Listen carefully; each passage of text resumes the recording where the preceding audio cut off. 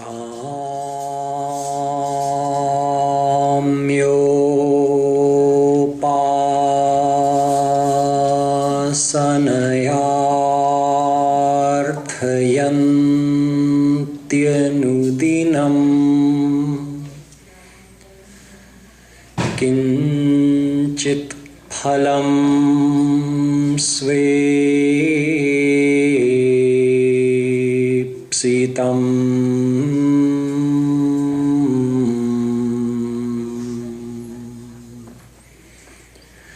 केचित् स्वर्गमथापवर्गमपरे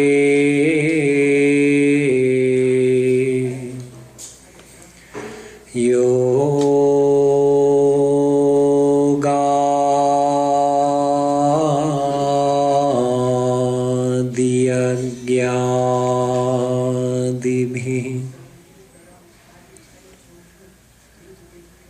अस्माकं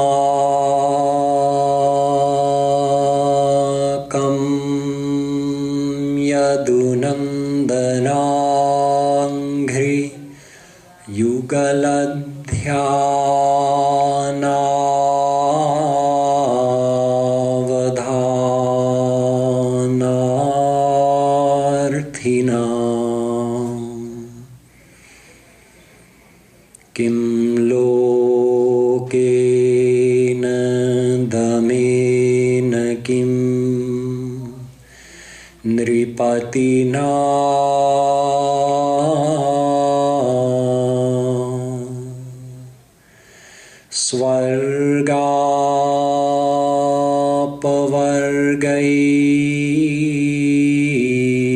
स्वर्गापवर्गैश्च किम्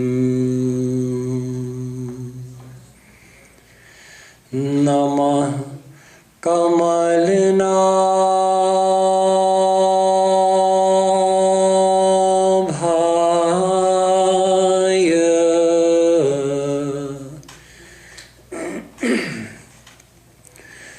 नमः कमलमालिने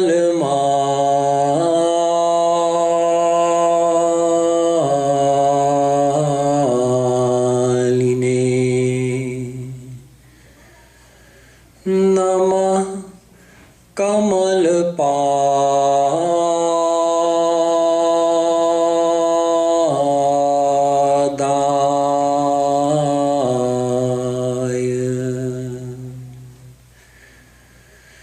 नमस्ते कमलेक्षण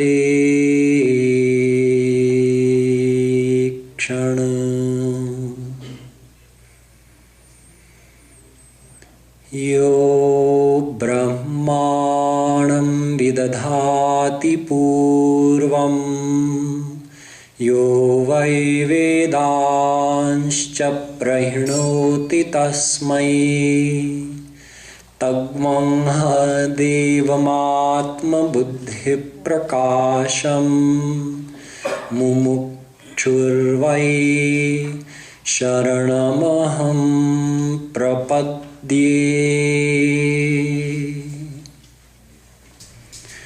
So far in this series on the three paths to God, I explained to you why there are only three paths to God, because God is Sat Chit Anand.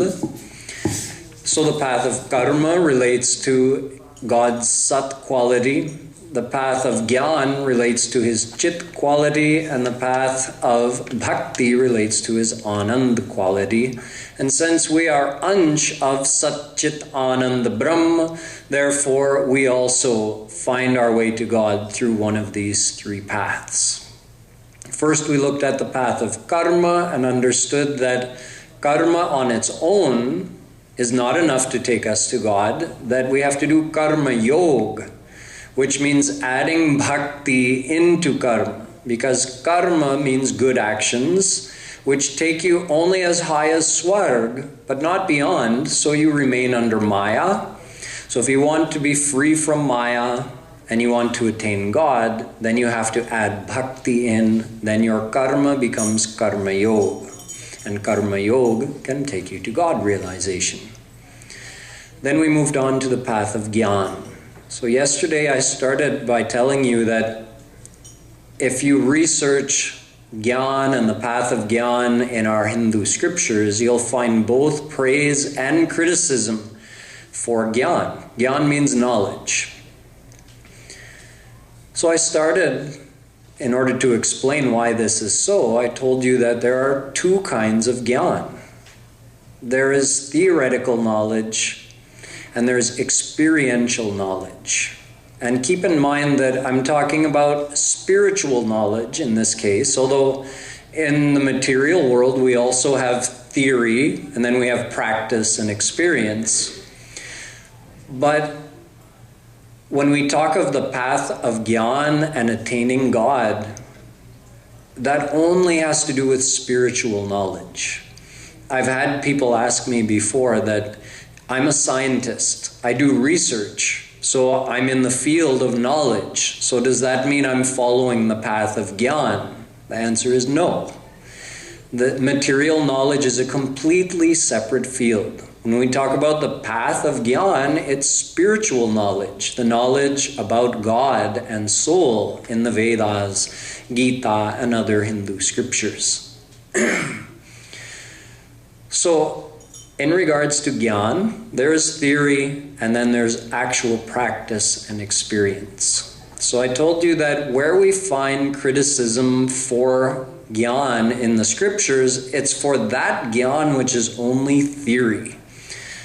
It's for those so-called Gyanis who never put the theory into practice. So for them, the knowledge of our scriptures becomes like a poison. It's meant to be a medicine, it ends up being a poison. You see, even in the world, you have a shelf, go in a pharmacy, they keep all the strongest medicines locked up behind the counter. You have to have doctors' permission and instructions in order to get some of that strongest medicine. Because if not taken properly, it becomes poison. The same medicine can kill you or make you very sick. In the same way, the knowledge of our scriptures is a very strong medicine that has to be taken with the correct guidance. So I also explained to you that that means with the guidance of a God-realized saint. All of our scriptures warn this, from Vedas to Gita to Bhagavatam to Ramayana, they all say, do not read me unless you can fulfill certain basic requirements, one of those being that you need the guidance of a God-realized saint. Otherwise, the same knowledge which is meant to take us towards God takes us away from God because it just becomes a source of pride for us.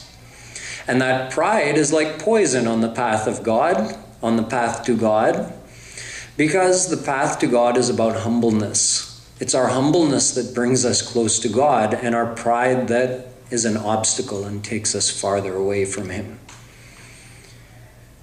So the true knowledge and the true Jnani is the one who understands that theory from a God-realized saint and then puts it into practice. So, for instance, for us as ordinary people who hear this knowledge, what are some of the ways that we might put it into practice just in our day-to-day lives? For instance, we know that getting angry doesn't just hurt the people we're angry at, it hurts us. It burns our heart, it puts us in a bad mood, it could ruin our day. So how do we use knowledge to overcome that? When someone's doing something that is going to make us angry, or we start to feel like we're going to get angry, remember that God also resides in their heart. That's the knowledge, right? God resides within every soul. So if we hate someone, then it's like we've forgotten the knowledge. If we actually remember, oh, God is in this person's heart as well, then our anger will subside. So you can use knowledge to control your anger. You can use it to try and improve your humbleness. When we start to feel proud about something, we can remember that God is the one giving life to my soul. If God were not giving me life, I wouldn't even have the power to lift my hand or think a single thought. So whatever I can do, I do with His grace. So there's no reason to be proud. We can improve our humbleness. If I'm about to do something wrong, like you heard in the story of the Pandit yesterday, I can call on my knowledge that God is omnipresent, so He sees and knows everything I do. So even if I think I'm alone and I can do something wrong but get away with it, if I remember the correct knowledge, then I know that that's not true. I remember that God is watching me right now. So then I refrain from doing the wrong thing. Another way we can apply the knowledge is by remembering what is our ultimate goal and where is happiness. This is something we have to do every day if we're really applying the knowledge.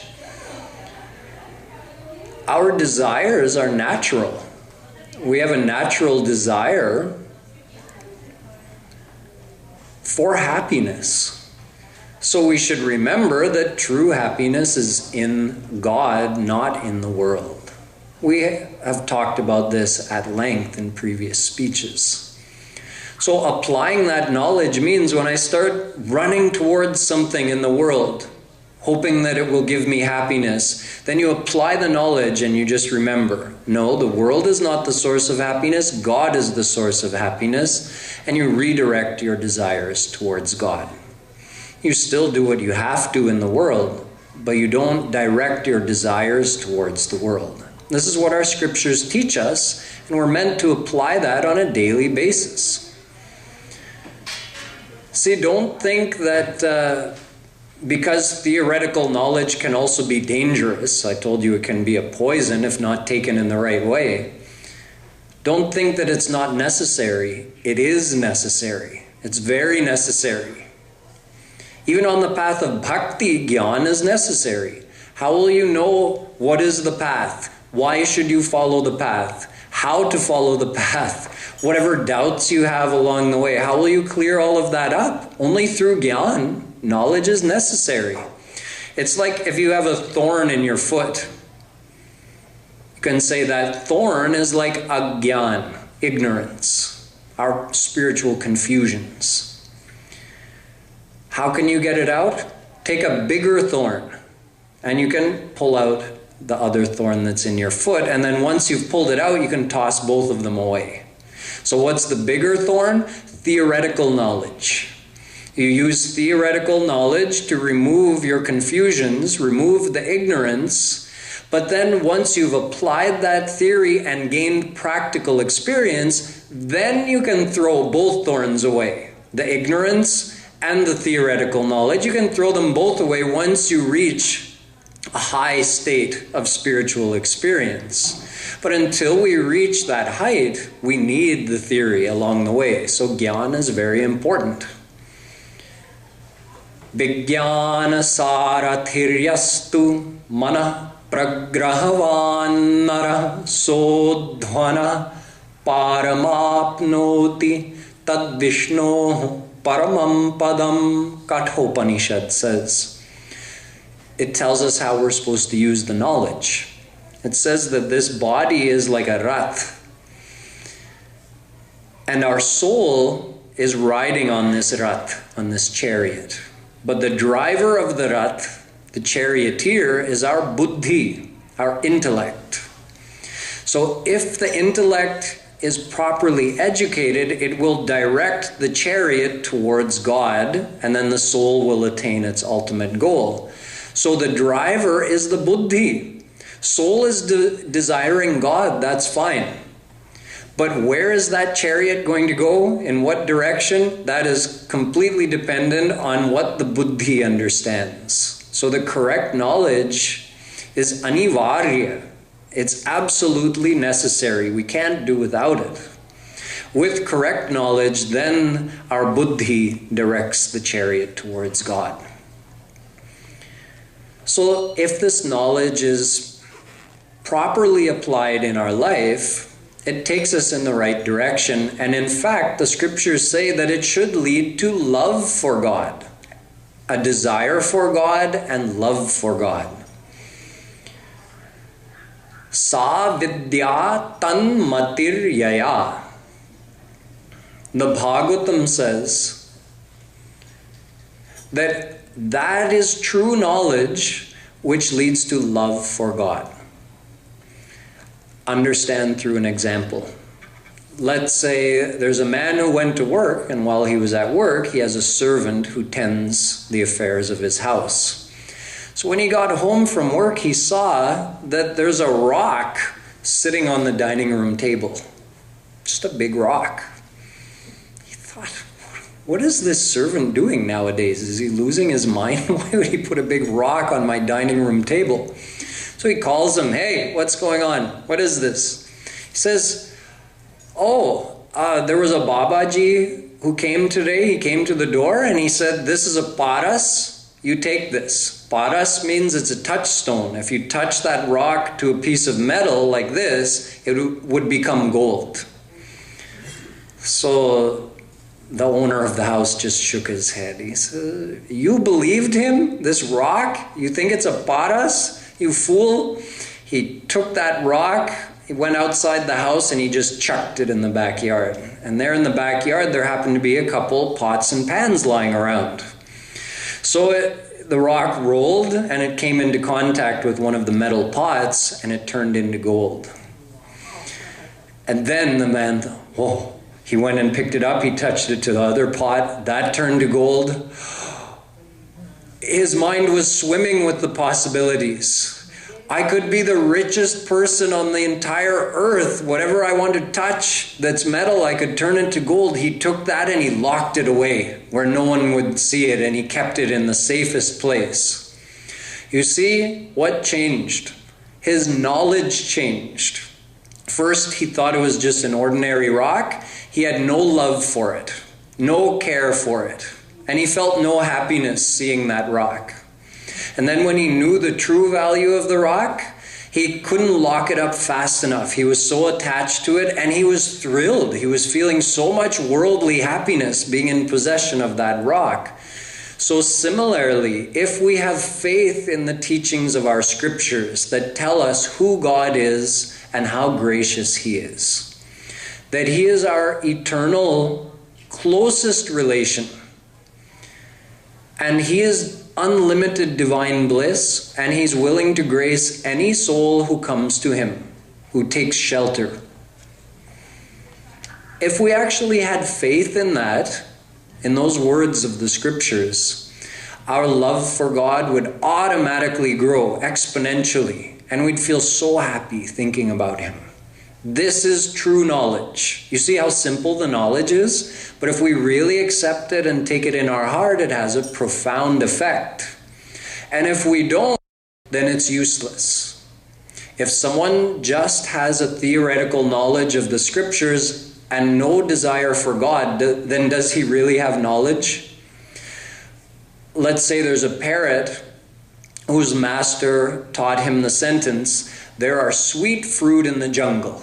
There are sweet fruit to eat in the jungle. There are sweet fruit to eat in the jungle. And that parrot just kept repeating that phrase all day long. But did he ever fly into the jungle and try to taste some of those sweet fruit?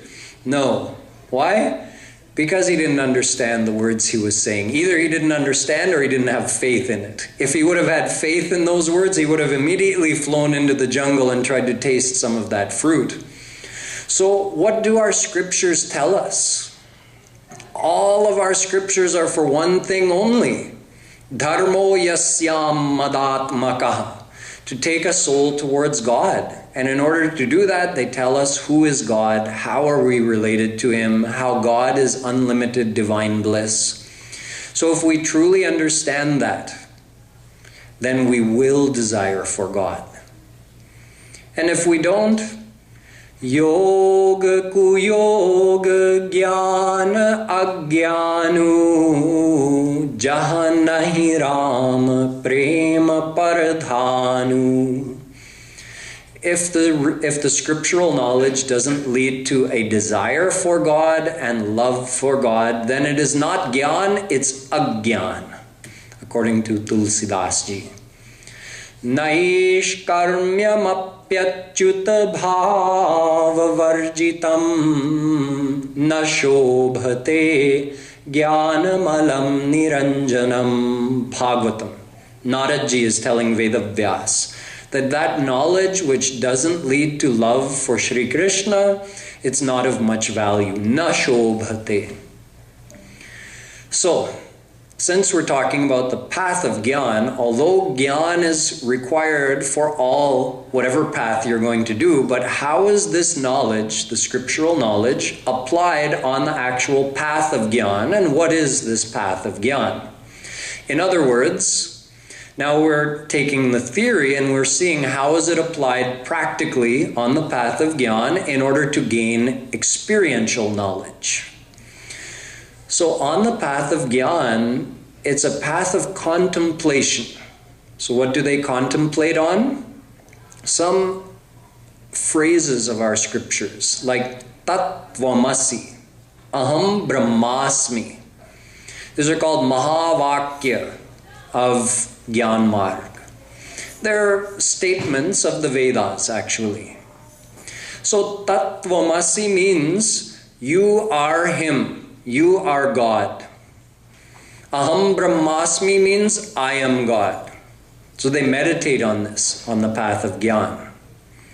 It starts with Shravan.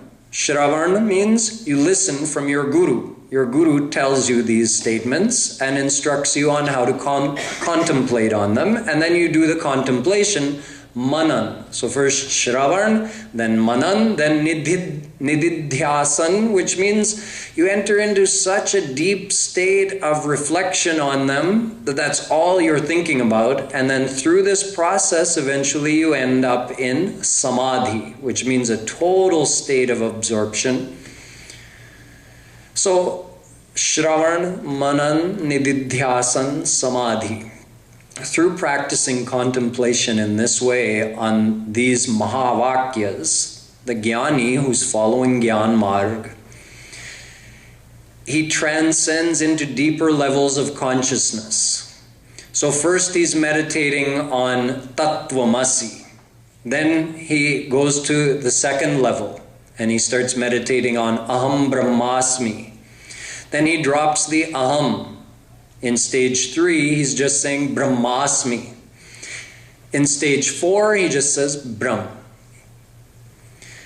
Now stage 5, 6, and 7 are the further stabilization of this transcendental consciousness.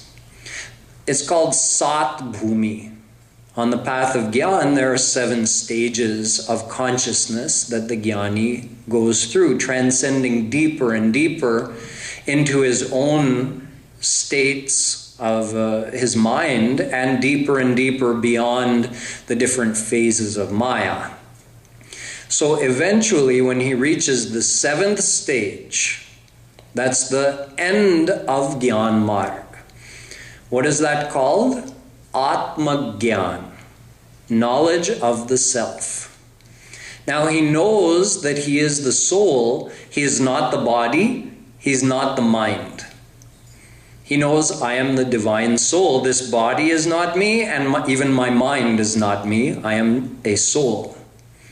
So to reach this point, he passed many layers of Maya. He passed Prithvi. Then he transcended Jal. Then he transcended Tej. Then he transcended Vayu. Then he transcended Akash. And then the final level he was able to transcend is called Ahankar. Even his own feeling of I am. He even transcended that. And he's just established in a pure state of mind. Now, is this liberation? Is he liberated now that he knows his own self? Is he free from Maya? Has he known God? The answer is no. So you have the soul, you have Maya, and beyond Maya is God. So he transcended many layers of Maya. I told you he transcended Prithvi, Jal, Tej, Vayu, Akash, Ahankar, but there's still 2 more layers of Maya. It's called Mahan and Mool Prakriti Maya. So he has not transcended Mahan or Prakriti. He would have to go beyond those in order to be free from Maya. But he can't. The path of Gyan only takes you up to that level, what I told. Understand it another way. There are 2 kinds of Maya that bind a soul. One is called Jiva Maya and one is called Guna Maya. So he's able to defeat Jiva Maya, he can't defeat Guna Maya. Jiva Maya is called Swarupavarika Maya. It means Maya makes you forget who you are. And Vikshepatmika Maya, having forgotten who you are and identifying with the physical body, you then get attached in the world. So the Jnani transcends this. He removes his worldly attachments and he remembers that I am the soul. So he has defeated Jiva Maya through his own contemplation and practice of samadhi. But he cannot defeat Guna Maya. Understand it like this. Maya has 3 qualities: Sattva, Raj, Tam. So Sattva, that's the Guna Maya, and Raj and Tam, that's the Jiva Maya. It's also called Vidya Maya, Avidya Maya. So he can defeat Avidya Maya. He can defeat Tamogun and Rajogun and establish his mind in Sattvagun, but he cannot defeat Sattvagun. To defeat Sattvagun, to defeat Vidya Maya, he needs the grace of God. See, so far the Jnani's been practicing contemplation. That's it. That's the intellectual approach of the path of Gyan. Through that he entered into Samadhi. Through that he purified his heart and removed his attachments, established himself in the knowledge of self, Atma Gyan. But that's it. He couldn't defeat the final layer of Maya. You can say the original veil of Maya. He can't defeat through his own effort. That can only be defeated through the grace of God. Why? Daivi hyesha gunamayi mama maya duratyaya. Shri Krishna says this Maya is mama maya, my power. So any power of God, and Maya functions with the power it receives from God. Therefore, in terms of strength, Maya has God's strength. So in order to defeat Maya, someone would have to be strong enough to defeat God. And since no soul is that strong, then no soul can defeat Maya on their own. So the second half of that verse is Mameva ye prapadyante maya metam tarantite. He says, if that soul surrenders to me, I take him across Maya. Very simple. The Jnani can go to a certain level through his own effort, then he has to surrender to God. God graces him, and through his grace, he defeats the final level of Maya and is liberated. So Gita says, Sattvat sanjayate jnanam. Through Gyan, you can establish yourself in Sattvaguna of Maya. Bhagavatam says, Kaivalyam Sattvikam Proktam. The topmost state of Gyan, where the Jnani is in that state of Samadhi and he knows he is the divine soul. That is only a sattvic state. He's established his material Mayic mind in Sattvagun. That's it. He's subsided Rajogun and Tamogun. He has not defeated Sattvagun. So how to do that? Shri Krishna says, Brahma bhuta prasannatma na shochati na kankshati samah sarveshu bhuteshu Mad bhaktim labhate param. He says that state of Atma Gyan, that is also called Brahma Bhuta Avastha. So Shri Krishna says the Gyani reached that state through his own effort, but now he needs to do one more thing. Mad bhaktim labhate param. He has to do my bhakti. If he does, then bhaktya mam abhijanati yavan yaschasmi tatvatah tato mam tatvato gyatva vishate tadanantaram. The very next verse in Gita. He makes it so clear. He says, if he does my bhakti, then bhaktya, bhakti se, through bhakti, mam abhijanati.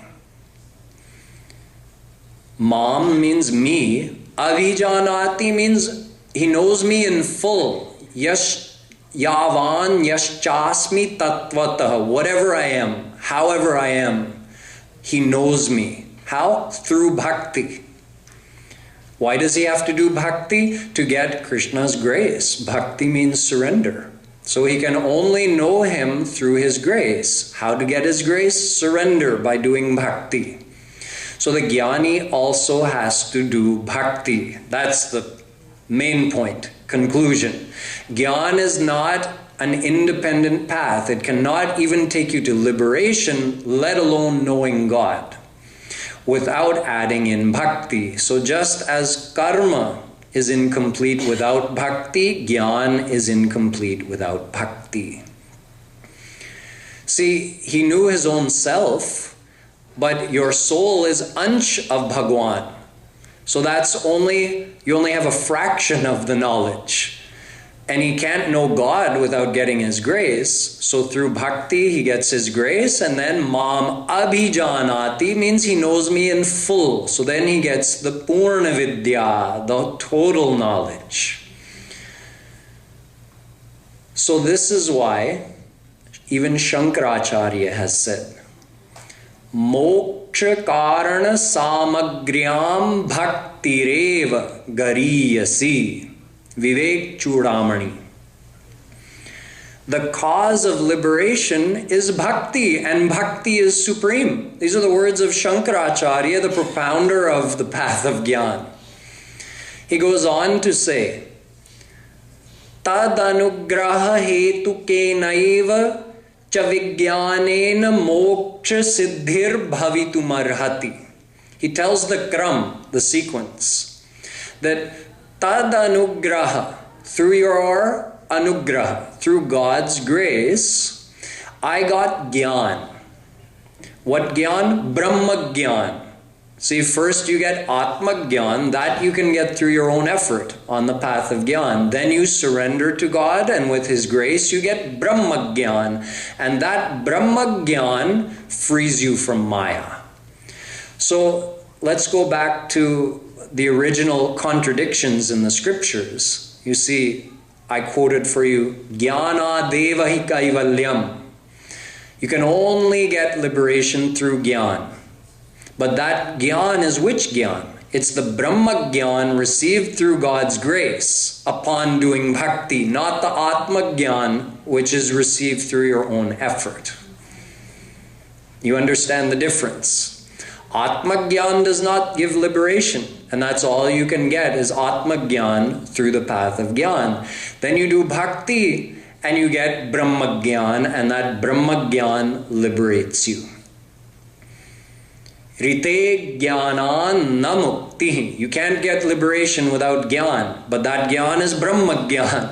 So now we have two types of experiential knowledge. We have Atma Gyan and Paramatma Gyan, or Brahma Gyan. Now what happens if the Gyani doesn't surrender to God? He doesn't do bhakti. He became Atma Gyani, but he doesn't do bhakti. What happens? Let's ask Shankaracharya. Arudha yogopi nipatyete dha. He falls. Yen yera vindaksha vimuktamaninas tvayasta bhavada vishuddha buddhaya aruhya krichrena Param padam tatah patantyadho nadrita yushmadangraya. Bhagavatam. He reached the height of Gyan, aruhya krichrena param padam. But because he doesn't surrender to God and ask for His grace, therefore patanti adha, he falls down into the world. Because as long as he's in his samadhi, he's fine. See, he enters into samadhi and he's in a thoughtless state. While he's in that state, Maya can't bother him. The desires and other emotional attachments of the world, they can't bother him. It's like, let's say you're being chased by bees and you find a pond and you jump in. So as long as you hold your breath and you're underwater, the bees aren't stinging you. But as soon as you come up, they attack again. So as soon as that Atma Jnani comes out of his samadhi, Maya is there. So eventually he's going to fall. Maya is going to pull him down. Balada krishya mohaya mahamaya prayachati. Our scriptures say that Maya is so strong that it will even pull that Atma Jnani back down into the muck of this Maya. So no one can remain an Atma Jnani forever. Having become Atma Jnani, either you surrender to God and get liberated, or eventually you fall back down into this world. So again, we see the reason for both praise and criticism for Jnanis in our scriptures. The praise for Jnanis is for those Jnani Bhaktas. The Jnani who becomes a Gyan Yogi, just like the Karmi became a Karma Yogi by adding in Bhakti, the Jnani becomes a Gyan Yogi when he surrenders to God. So Gyan plus Bhakti equals Gyan Yoga. That can give you liberation and knowledge of God. So the Gyan Yogi is praised. The Brahma Jnani is praised, not the Atma Jnani or just the theoretical Jnani. So the one of only theoretical knowledge is denounced in the scriptures, and the Atma Jnani who thinks he's liberated. Vimukta manina. In Bhagavatam it says that Atma Jnani, he's so happy with his state, he believes himself to be liberated, thus he doesn't surrender to God, thus he falls. So when Shri Krishna says, Jnani tvatmaiva me matam, the Jnani is like my own soul. Jnani prabhuhi vishesha piyara. Ramayana says the same thing. Which Jnani is he talking about? Shri Krishna tells us plain and simple in the Gita. Chaturvidha bhajante mam jana sukritinor arto jigyasurartharthi jnani cha bharatarshabha. He says there are four kinds of people who worship me. There are those who are in distress and they want my help. There are those who desire liberation and knowledge. There are those who want me to fulfill some worldly desire of theirs. And then there are Jnanis.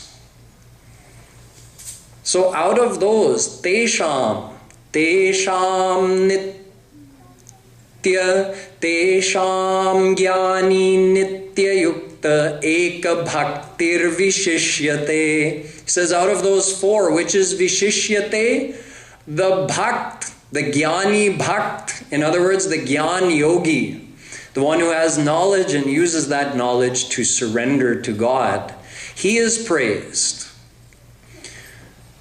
Bhagati hina viranchikina hoi sab jiva hi mohi sampriya hoi bhagati vanta ati nichahu prani mohi prana priya asimam bani. Ramayana. The one who has bhakti is praiseworthy. The Jnani who has bhakti is praiseworthy. And if he doesn't have bhakti, then again come back to where the Gyani is criticized. Te jad kam dhenu griha tyagi khojat aku phirai payalagi. Leaving the kamadhenu in the house and going out and wandering in the desert looking for the poisonous milk of the milkweed plant is like not doing bhakti and just trying to attain liberation through just Gyan alone. It's the same level of foolishness. Te shat maha sindhu bina tarani peri par chahi jad karani. Or like leaving the boat behind and trying to swim across the ocean. That's like neglecting bhakti and trying to get liberation just through Gyan. Or in Vedavyasji's words, Shreya srutim bhakti mudasyate vibho klishyanti ye keval bodha labdhaye tesham asau kleshal eva shishyate nanyadhyatha sthula tushavaghatinam. Bhagavatam. Another comparison to the Gyani who neglects to do bhakti and expects to get liberation just by following the path of Gyan. Vedavyasji says it's like someone who sees another person pounding rice to remove the actual edible part from the husk, and then carries off all the edible part of the rice, leaving the husk behind. Now the person who is watching says, oh, they got rice by pounding that husk.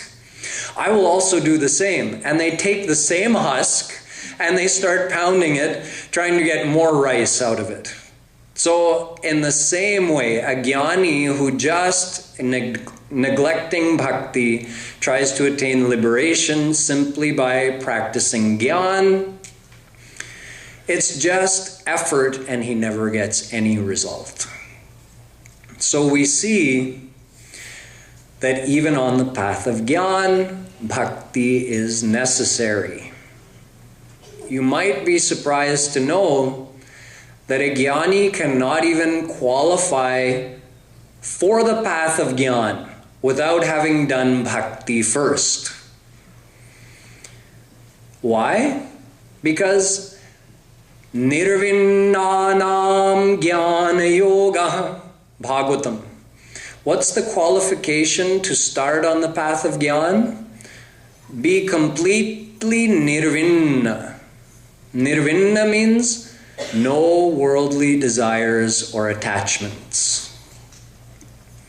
See, I told you the Gyani has to listen to those Mahavakyas, right? His Guruji has to tell him. He does Shravan, then he contemplates on it. Then by doing that, he enters into Samadhi.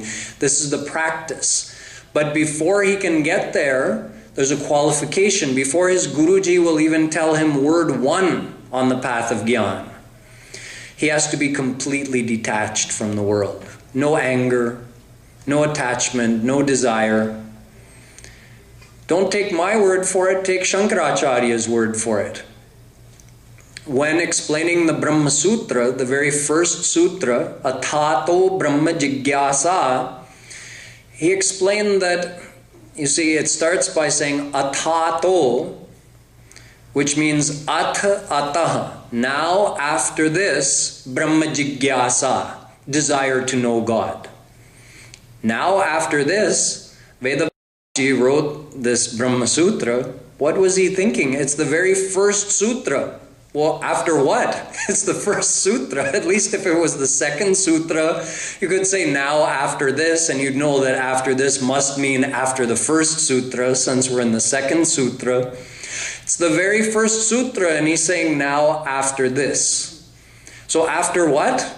Shankaracharya said, Adau nitya nitya vastu viveka pariganyate iha mutra phala bhoga viragas tadanantaram shamadhi shatka sampattir mumukshutva mitis phutam.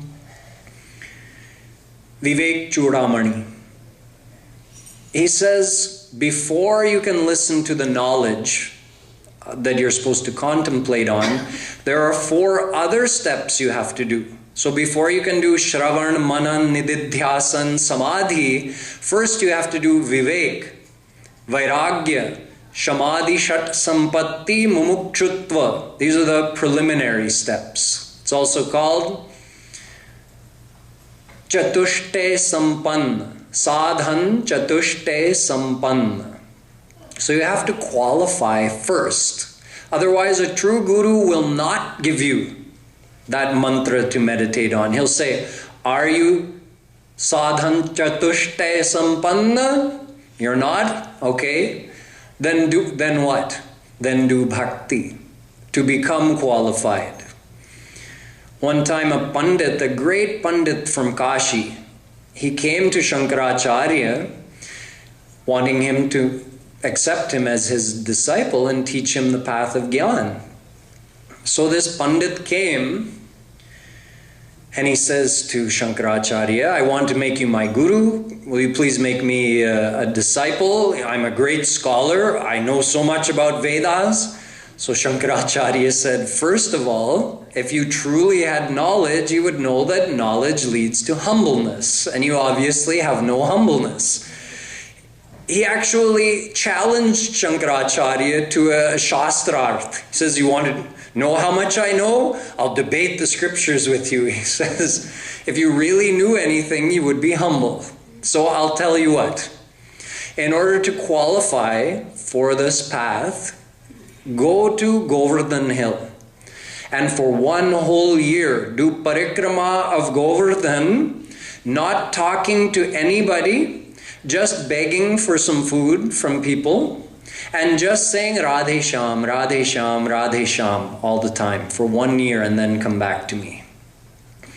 So after a year, that Pandit came back and he was on his way. Shankaracharya from his ashram saw through the window that it's been a year and now this Brahmin is coming back. So he told the Bhangin outside, the lady who was sweeping, that you see this Brahmin who's approaching. When he comes close, what I want you to do is you just make the dust that you're sweeping actually fly up on him.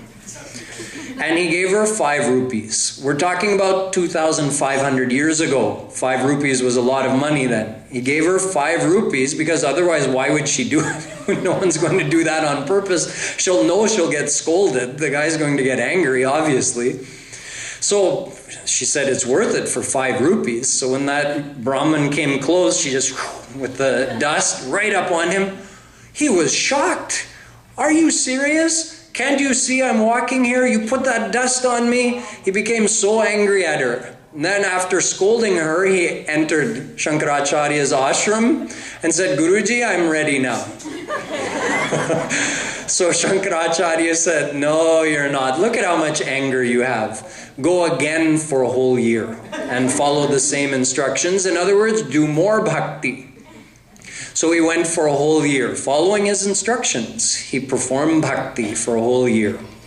And again he came back after a year. And Shankaracharya saw him coming, and this time he went to that Bhangin and he said, just making the dust come up on him this time won't be enough because he's progressed. He's purified his heart through bhakti. So that won't be enough to make him angry. This time, actually touch him with the broom. And he gave her 10 rupees.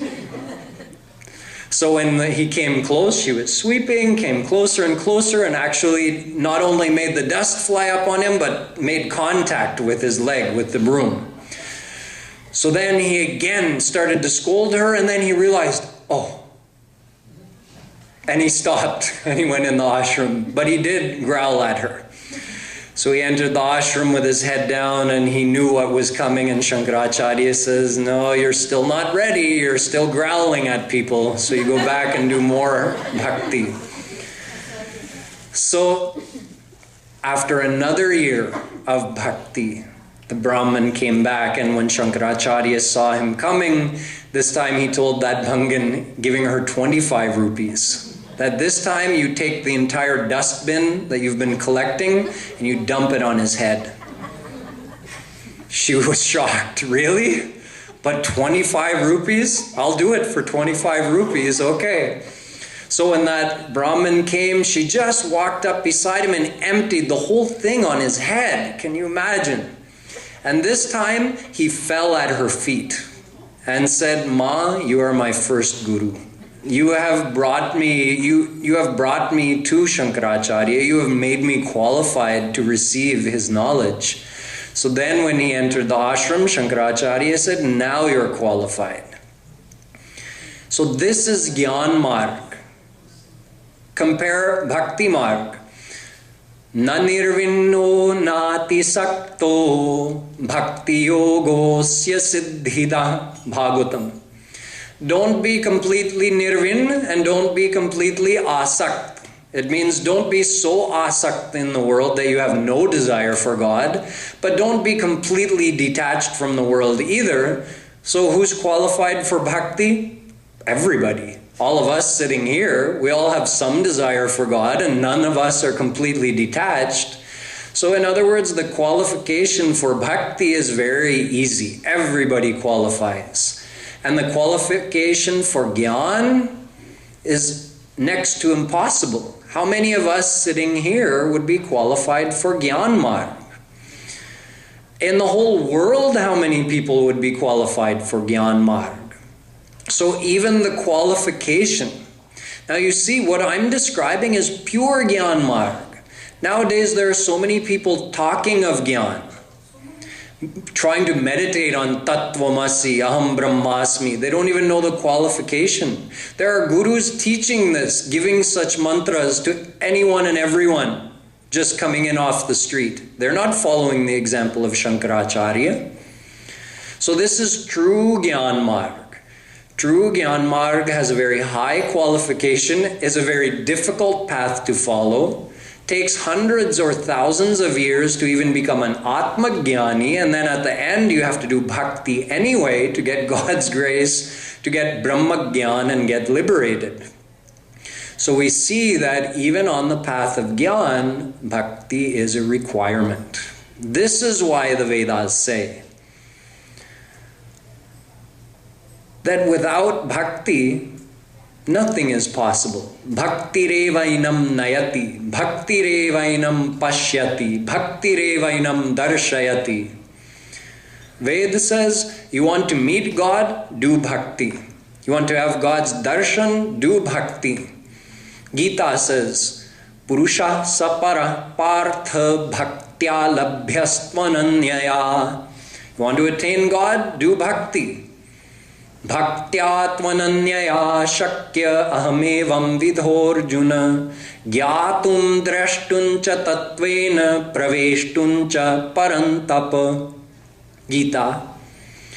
Through ananya bhakti, Krishna says, you can know me, you can attain me, you can enter into me, all through bhakti. Bahunam janmanamante Gyanavan mam prapadyate Vasudeva sarvamiti samahatma sudurlabha. Gita. After thousands of lifetimes of practicing Gyan Marg, finally that Gyanavan Purush, that Gyani, what does he do? Mam prapadyante. He surrenders to Krishna. Then he knows him. Then he enters into him. The Ramayana says the same thing. Sadhak siddha vimukta udasi kavi kovid kritagya sannyasi yogi sur sutapas gyani dharma nirat pandit vigyani tarahina binu seye mam swami ram namami namami namami. Tulsidas Ji says everybody, Gyani, Yogi, Vimukt, Vimukt means the Atma-Jnani who thinks he's liberated. They all have to do bhakti to my Lord Ram. In Gita, tapasvibhyo dhiko yogi jnanibhyo matodhika karmibhyaschadhiko yogi tasmad yogi bhavarjuna. Here, yogi means the one who surrenders to God. In other words, a bhakt. So he says the karmi has to become a bhakt. The jnani has to become a bhakt. The tapasvi has to become a bhakt. Everybody has to do bhakti. Bari mathe baru hoy grit sikatate baru tel binu hari bhajan na bhavatariya yah siddhantaya pel. Ramayana. Even if someone could do other impossible things like churning water and getting butter, or squeezing a rock and getting oil, even if they could do that, they still couldn't cross this ocean of Maya without doing bhakti to my Lord Ram. Bhaktya hamekaya grahyah. Bhagavatam. Shri Krishna says, I am only attainable through bhakti. What about other paths? Na sadhayati mam yogo na jnanam dharma uddhava na swadhyayastapastyago yatha bhaktir mamorjita. I am only conquered by bhakti, Shri Krishna says in the Bhagavatam. I am not attainable through any other means. Gyan, yoga, dharma, karma, study, not through any means. So we see that bhakti is required. Now the jnani who does bhakti is called a Gyan yogi. So he is worshipping God, but he is worshipping God in his formless form. And the bhakti yogi, he's worshipping God in his personal form, but both are worshipping God, both are doing bhakti. So now the question is, what is the better way of worshipping God? By worshipping God in his personal form as a bhakti yogi, or by worshipping God in his impersonal, formless form as a Gyan yogi? Which one is better? That's what we need to know. And luckily for us, Arjun asked this very question to Krishna in the Gita. So what Shri Krishna told him, you will find out tomorrow.